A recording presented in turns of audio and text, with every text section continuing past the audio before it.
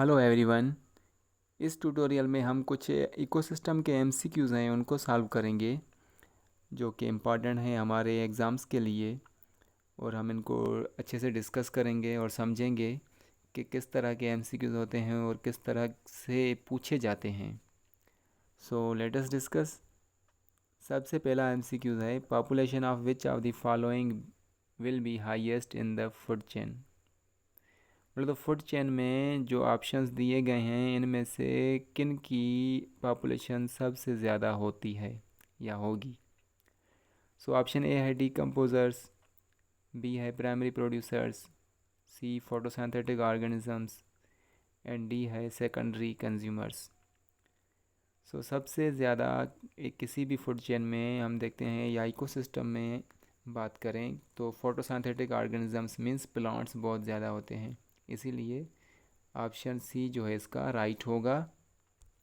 Second question है, who accepts the nutrients released in environment by decomposers। Decomposers जो environment में nutrients release करते हैं by decomposing the dead body, तो वो न्यूट्रिएंट्स कौन एक्सेप्ट करता है। सिंपली कहें कि वो कौन एब्जॉर्ब करता है या लेता है। तो ऑप्शन ए है कंज्यूमर्स, बी है प्रोड्यूसर्स, सी है सेकेंडरी कंज्यूमर्स, डी है none of them. So option B is the right answer, producers. जो प्रोड्यूसर्स जो प्लांट्स हैं वो ही मट्टी से या ज़मीन से जो न्यूट्रिएंट्स रिलीज़ होते हैं बाय डिकम्पोजर्स वो प्रोड्यूसर्स हासिल करते हैं with the help of their roots. So question number 3 है, system resulting from the interaction of all of the non-living factors and population of all the species of a unit area is। तो ये थोड़ा lengthy question है, समझने की कोशिश करेंगे। System resulting from interaction of all non living factors मतलब सब फैक्टर्स जो हैं लिविंग फैक्टर्स वो इंटरेक्ट करते हैं आपस में, और पॉपुलेशन जो है सब स्पेशीज़ की एक यूनिट एरिया में रह रही है उसको क्या बोलेंगे। Ecology, genetics, science of plants and animals and option D ecosystem. उसी को हम इकोसिस्टम बोलते हैं। So option D is the right answer. Ecosystem में ये जो पॉपुलेशन होती है सब स्पेशीज़ की वो एक दूसरे से इंटरेक्ट करती है। नेक्स्ट है orchid. Orchid living on the tree is an example of. एक आर्किड जो है, आर्किड हम जानते हैं कि वो होते हैं एपीफाइट्स, मीन्स जो ट्रीज़ होती हैं उनके ट्रंक्स पे वो ग्रो करते हैं। सो ये किस तरह का एग्जाम्पल है आर्किड। क्या वो पैरासाइटिक है या प्रीडेटर है, कमेंसेलिज्म या कमेंसिल है या म्यूचुअल बेनिफिशियल है ऑर्गेनिज्म है। So option C is the right answer. ये जो है एग्जाम्पल है कमेंसेलिज्म का। कमेंसेलिज्म ऐसी एसोसिएशन दो ऑर्गेनिजम्स के बीच जिनमें से एक को बेनिफिट मिलता है, दूसरे को ना बेनिफिट मिले ना वो उसको हार्म मिले, कोई नुकसान हो। सो ऐसी एसोसिएशन को कमेंसेलिज्म कहते हैं। नेक्स्ट है, functional efficiency of ecosystem is affected when decomposers are removed from it because. Ecosystem की जो फंक्शनलिटी है, फंक्शनल एफिशिएंसी है, वो डिक्रीज़ होगी या अफेक्टेड होगी जब डिकम्पोजर्स को उसी इन्वायरमेंट से उसी इकोसिस्टम से रिमूव किया जाएगा। क्योंकि डिकम्पोजर्स का काम क्या है हम जानते हैं, decomposing the dead organic material, dead organisms.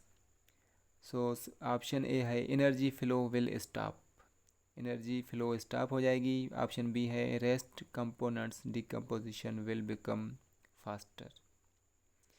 सी है herbivores will not get sunlight, ये तो बिल्कुल ही नहीं लग रहा।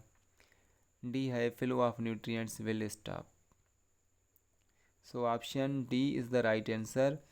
जब डिकम्पोजर्स निकाले जाएंगे किसी इकोसिस्टम से, रिमूव किए जाएंगे टोटली, तो जो न्यूट्रिएंट्स की जो फ्लो है वो स्टॉप हो जाएगी।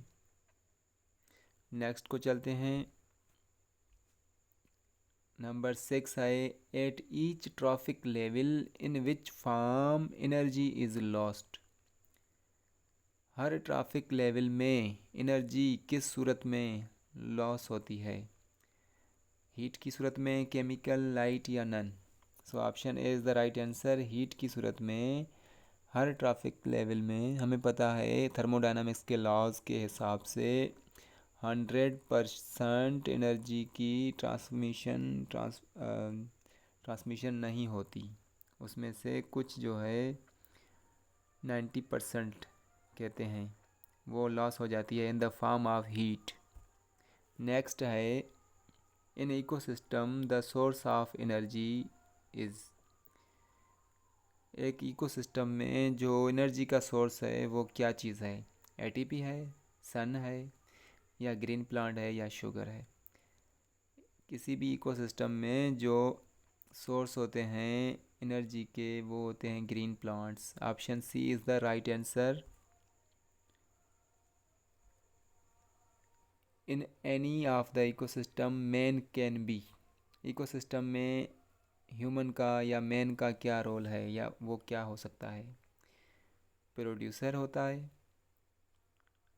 प्राइमरी कंज्यूमर होता है, सेकेंडरी कंज्यूमर होता है, या नन, सॉरी, या ऑप्शन डी है A and C. So the right answer is A and C.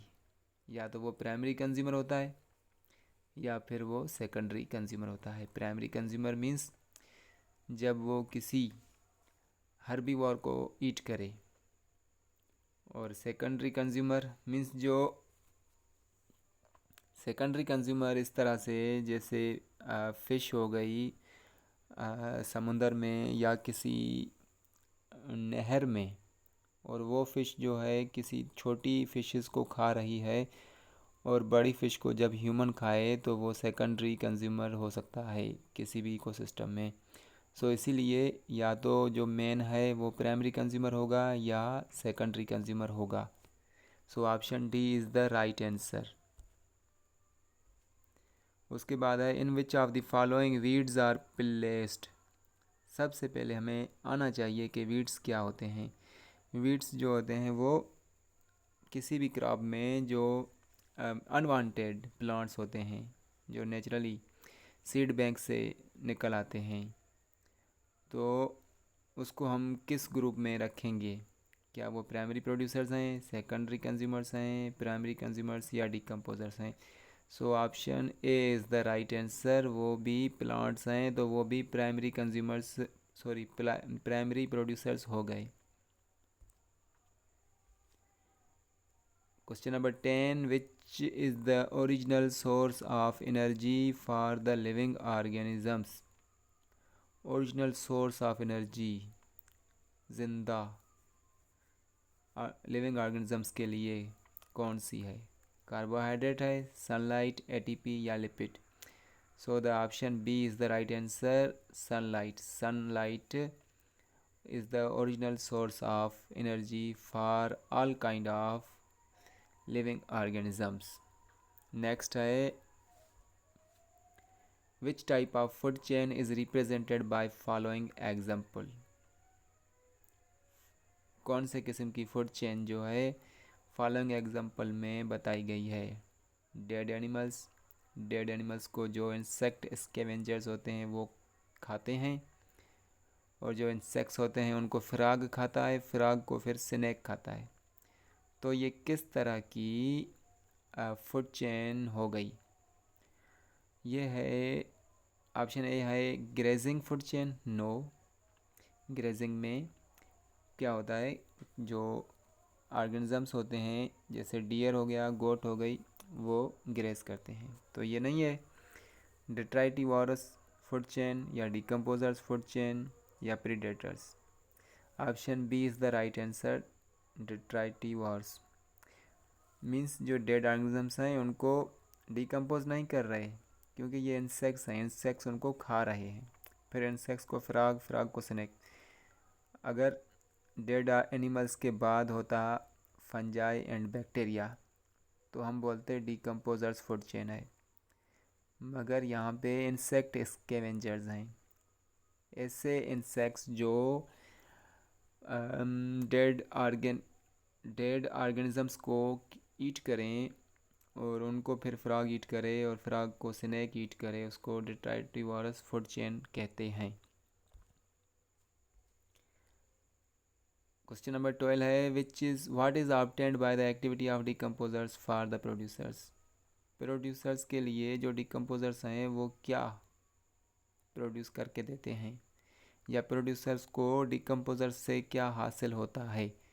Option A है न्यूट्रिएंट, बी है फूड, सी है कार्बोहाइड्रेट, डी है एनर्जी।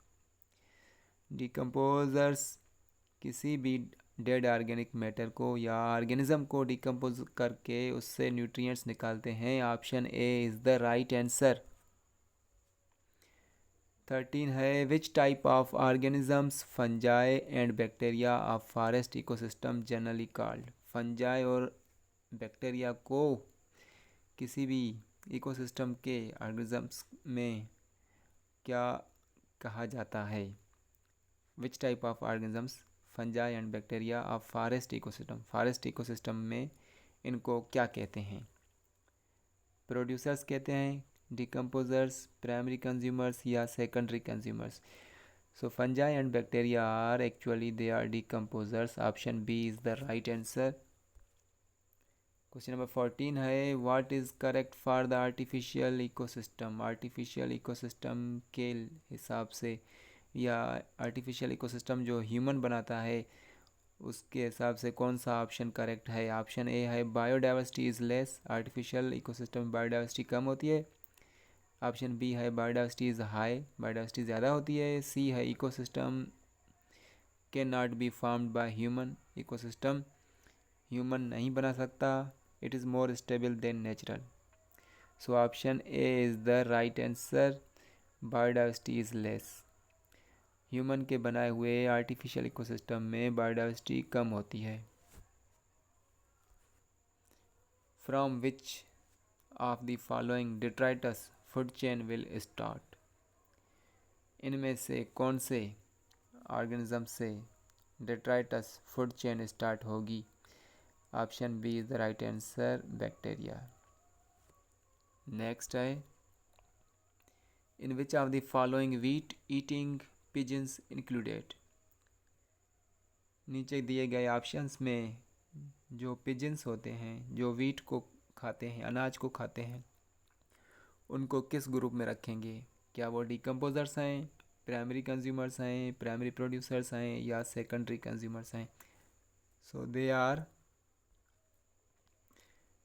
आर प्राइमरी कंज्यूमर्स, क्योंकि वो प्लांट्स की प्रोडक्ट्स को ईट कर रहे हैं, इसीलिए वो हो गए प्राइमरी कंज्यूमर्स। नेक्स्ट है why is algae placed in first place of food chain. Algae को फूड चेन की फर्स्ट प्लेस पे क्यों रखा गया है। Algae is first to synthesize food. Algae वो पहली है या वो पहला ऑर्गेनिज्म है जो फूड बनाता है फूड चेन के लिए। सेकंड ऑप्शन है algae is first to consume food. C है every living organism can utilize food. D है none. So option A is the right answer. Algae वो पहला ऑर्गेनिज्म है फूड चेन में जो फूड बना के देता है दूसरे ऑर्गेनिजम्स को, इसीलिए अलजी को फूड चेन में सबसे पहले रखा गया है या रखा जाता है। नेक्स्ट है विच of the following uses maximum energy. सबसे ज़्यादा नीचे दिए गए ऑप्शंस में कौन से ऑर्गेनिजम्स हैं जो सबसे ज़्यादा एनर्जी यूज़ करते हैं। Primary consumers, secondary consumers, decomposers और primary producers. So option D is the right answer. Primary producers plants हो गए, वो सबसे ज़्यादा एनर्जी यूज़ करते हैं as compare to others in the food chain या food web. Question number 19 which one of the following is an incomplete ecosystem. नीचे दिए गए ऑप्शंस में कौन सा इनकम्प्लीट इकोसिस्टम है। ऑप्शन ए है ग्रासलैंड, बी है केव, सी है रिवर, डी है वेटलैंड। अब समझने की बात है, इजी क्वेश्चन है। ग्रासलैंड में कंप्लीट ग्रासलैंड कंप्लीट होता है, क्योंकि उसमें दरख्त वगैरह, ऑर्गेनिजम्स, एनिमल्स सब कुछ होते हैं। बी है केव, गार। सी है रिवर, रिवर में भी सब होते हैं, प्रोड्यूसर्स से लेके कंज्यूमर्स तक, डिकम्पोजर्स तक। वेटलैंड में भी सब होते हैं। So option B is the right answer, cave. गार में प्लांट्स नहीं हो सकते, मगर दूसरे जानदार रह सकते हैं, या प्लांट्स होते हैं तो दूसरे जानदार नहीं हो सकते। तो इसी तरह से दो, जो ऑप्शन बी है वो राइट है, केव इज़ द राइट आंसर, जो इनकम्प्लीट इकोसिस्टम का ऑप्शन है। Last one, question number 20th। What is responsible for change in the size of of any particular area? कौन सी चीज़ रेस्पॉन्सिबल है पर्टिकुलर एरिया की पॉपुलेशन को चेंज करने में? तो इसमें ऑप्शन ए है availability of food, pressure, predation, and D है all of these. So option D is the all of these. ये सारे फैक्टर्स हैं किसी भी एरिया की पॉपुलेशन को चेंज करने में। Thank you so much. अगर आपको मेरी थोड़ी सी ये कोशिश पसंद आई है, so I am requesting you people kindly subscribe to my channel, and I will be very grateful for your feedback for improvement. Thank you so much.